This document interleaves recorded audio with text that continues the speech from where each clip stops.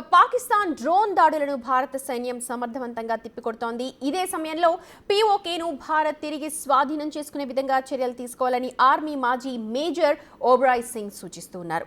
పాక్ను తిరిగి కోలుకోనీయకుండా బుద్ధి చెప్పాలంటున్నారు. పూర్తి వివరాలు మా ప్రతినిధి సురేష్ అందిస్తారు.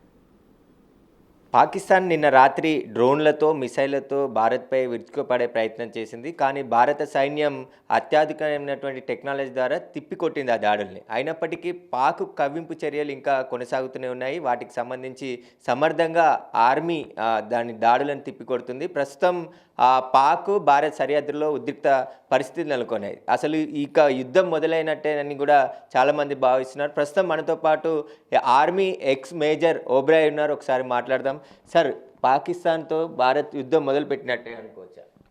ఖచ్చితంగా సార్. నిన్న రాత్రి జరిగిన దాడులు ఏదైతే జమ్మూ, పంజాబ్, రాజస్థాన్, గుజరాత్ ఈ 4 రాష్ట్రాల మీద పాకిస్తాన్ నిన్న రాత్రి జరిపిన కాల్పులు, డ్రోన్తో కానీ పాకిస్తాన్ ఫైటర్ జెట్స్తో కానీ మిజైల్స్తో జరిపిన కాల్పులు చూస్తే మాత్రం ముమ్మాటికి ఇది ఒక యుద్ధ సంకేతమే అని అనొచ్చు. కాకపోతే మన గవర్నమెంట్ ఇంకా అఫీషియల్గా మనం పాకిస్తాన్ మీద వార్ డిక్లేర్ చేస్తున్నాము అన్న మాత్రం అఫీషియల్ స్టేట్మెంట్ అయితే రాలేదు. కానీ గ్రౌండ్ సిచ్యువేషన్ చూస్తుంటే మాత్రం ఖచ్చితంగా 1971 తర్వాత ఈ విధంగా పాకిస్తాన్ ఇండియా మీద అటాక్ చేయడం 1971 తర్వాత మొదటిసారిగా జరిగింది. పాక్ ఆర్థిక పరిస్థితే బాగాలేదని చెప్తున్నారు. ఈ టైంలో టెర్రరిస్టుల కోసం పాకిస్తాన్ భారత్పై దాడులు చేస్తుంది. దీన్ని ఎట్లా చూస్తారు సార్? అసలు ఇది మీరు చాలా మంచి పాయింట్ చెప్పారు సార్. టెర్రరిస్టుని కాపాడుకోవడం కోసము ఒక దేశం ఇంకో దేశం మీద యుద్ధం చేయడం అన్నది చాలా మూర్ఖత్వం సార్. దీంతో పాకిస్తాన్ యావత్ ప్రపంచానికి ఒక మెసేజ్ ఏమిచ్చింది అంటే I am a terrorist state అని ఒక మెసేజ్ ఇచ్చేసింది. సో ఇంటర్నేషనల్ కమ్యూనిటీ 1-2 దేశాలు తప్ప, చైనా కానీ తుర్కీ కానీ ఈ 2 దేశాలు తప్ప ఎవ్వరు కూడా పాకిస్తాన్కి సపోర్ట్ ఇవ్వట్లేదు. ఇంటర్నేషనలీ పాకిస్తాన్ ఐసోలేట్ అయిపోయింది అన్న విషయం మాత్రం చాలా క్లియర్గా. ఇంకో విషయం ఏంటంటే మన మౌలానా మసూద్ అజర్ వాళ్ళ ఫ్యామిలీ మెంబర్స్ 10-12 మందిని మనం కాల్పుల్లో ఏదైతే 7వ తారీఖు మనం ఆపరేషన్ సింధూర్ చేసామో అందులో వాళ్ళ ఫ్యామిలీ మెంబర్స్ మరణించారు. ఆ ఒక్క అంత్యక్రియకి పాకిస్తాన్ నుంచి హై ఆర్మీ అఫీషియల్స్ ఆ ప్రోగ్రాంలో పాల్గొననున్నది చాలా చాలా చాలా సిగ్గుచేటు. ఒక దేశ అధికారులు ఒక టెర్రరిస్ట్ ఫ్యామిలీలో ఎవరైనా చనిపోతే వెళ్ళడం అన్నది ఒక చాలా పెద్ద సంకేతం. ఏంటంటే మేము టెర్రరిస్టులతోనే నిల్చుంటాము, మాకు న్యాయం కానీ మాకు వాల్యూ సిస్టమ్ కాదు లేదు అని చెప్పేసి ఒక మెసేజ్ ఇస్తున్నారు. నిన్న రాత్రి జరిగిన డ్రోన్ దాడులు కావచ్చు, మిసైల్ దాడులు కానీ ఎలా మన బార్డర్లో ఎలా జరిగాయి ఒక్కసారి ఈ మ్యాప్లో ఎక్స్ప్లెయిన్. మనము ఈ మ్యాప్ చూస్తే కనుక మీరు ఇలా ఆర్టిలరీ గన్స్ సహాయంతో మరియు డ్రోన్స్ సహాయంతో అండ్ పాకిస్తాన్ ఫైటర్ ఎయిర్క్రాఫ్ట్స్ సహాయంతో మన 4 రాష్ట్రాలు గుజరాత్, రాజస్థాన్, పంజాబ్ మరియు జేఎండ్కేలోని లైన్ ఆఫ్ ఏరియాకి సమీపంలో ఉన్న ప్రాంతాల్లో నిన్న రాత్రి దాడులు జరిగాయి. అండ్ మనం దాన్ని రిటాలియేట్ చేస్తూ పాకిస్తాన్ 57 డ్రోన్లని మనం ధ్వంసం చేశాం.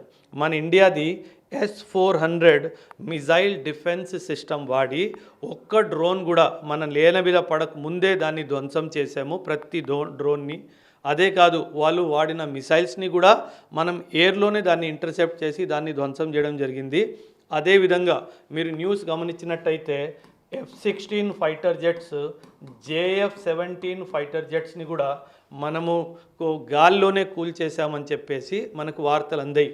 టోటల్గా 4 ఫైటర్ ఎయిర్ క్రాఫ్ట్స్ని మనం పాకిస్తాన్వి నిన్న రాత్రి జరిగిన కాల్పుల్లో ధ్వంసం చేశాం. S-400 ఇది ఏదైతే ఉందో దీనికి సంబంధించి ఎలా పనిచేస్తుంది, అసలు ఇండియాకి రక్షణ కవచంగా ఎలా ఉండబోతుంది సార్? S-400 ఖచ్చితంగా చాలా మంచి ఎక్విప్మెంట్ సార్. మనం 2018లో అమెరికాకి విరుద్ధంగా వెళ్ళి మనం రష్యా నుంచి కొనుక్కున్న మిజైల్ డిఫెన్స్ సిస్టమ్. మీకు తెలుసో తెలీదో, మనం ఎప్పుడైతే S-400 కొనుక్కోవాలని అనుకున్నామో రష్యా మనకు అమెరికా చాలా బెదిరించింది కూడా. That America told India that I will impose CAATSA on you, countering American adversaries through sanctions act. America ఒక యాక్ట్ని వాడి ఇండియా మీద శాంక్షన్స్ చేస్తాను అని చెప్పి భయపెట్టినా సరే ఇండియా అమెరికాని పట్టించుకోకుండా ఈ S-400 మిజైల్స్వి 5 యూనిట్లు కొనడం జరిగింది సార్. ఈరోజు ఈ S-400 భారతదేశాన్ని పాకిస్తాన్ దాడి నుంచి కాపాడింది. జస్ట్ ఇమాజిన్ మన దగ్గర S-400 లేకపోతే నిన్న రాత్రి మన పరిస్థితి ఏమయ్యేది. So it was a very good decision of the country to buy S-400 missiles from Russia. ఈ S-400 మిజైల్ డిఫెన్స్ సిస్టమ్ ఎలా పనిచేస్తుందంటే పాకిస్తాన్ భూమి నుంచి ఒక రాకెట్ కానీ ఒక మిజైల్ కానీ ఎయిర్ బార్న్ అయిన వెంటనే ఇక్కడ నుంచి మిజైల్ సిస్టమ్ యాక్టివేట్ అయ్యి దాన్ని దారిలోనే ట్రాప్ చేసి దాన్ని గాల్లోనే ధ్వంసం చేస్తుంది అది.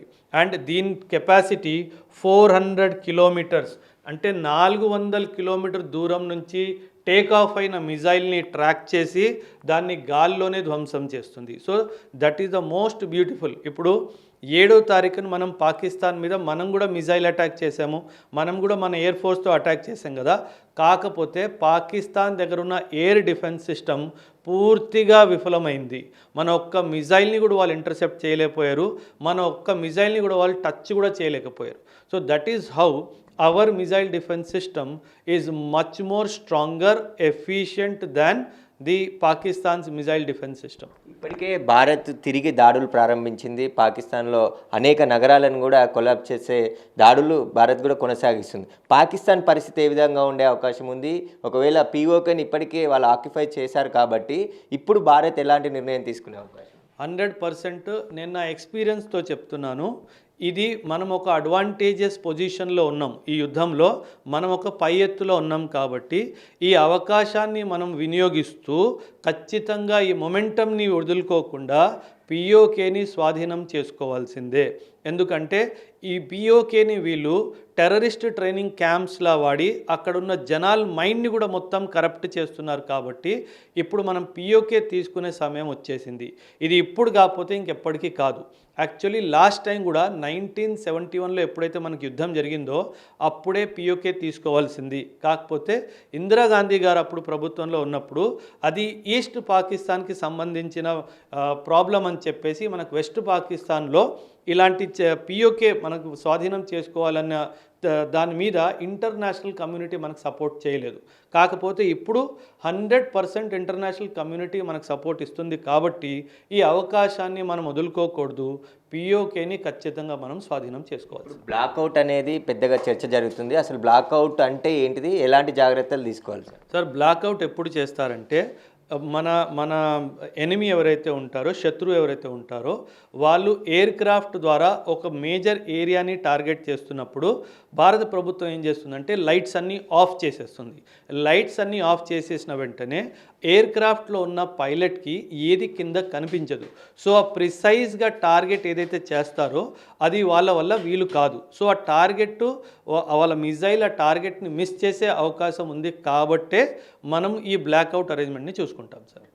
అయితే చూస్తున్నాం కదా, పాకిస్తాన్తో ఇప్పటికే యుద్ధం మొదలైందని చెప్పుకోవచ్చు అని చెప్పేసి కూడా మాజీ అధికారులు చెప్తున్నారు. ఖచ్చితంగా ఈ అవకాశాన్ని POK ఏదైతే ఆక్యుపై చేశారో వాటిని రిటర్న్ తీసుకునే వరకు భారత్ ఇక దాడులు కొనసాగించవచ్చు అని చెప్పేసి కూడా అభిప్రాయపడుతున్నారు. ఖచ్చితంగా పాకిస్తాన్ భారత్ ముందు నిలబడలేని పరిస్థితి, ఎందుకంటే మనతో యుద్ధం చేసే కెపాసిటీ కూడా పాకిస్తాన్కు లేదని చెప్పేసి కూడా రిటైర్డ్ ఆర్మీ అధికారులు చెప్తున్నారు.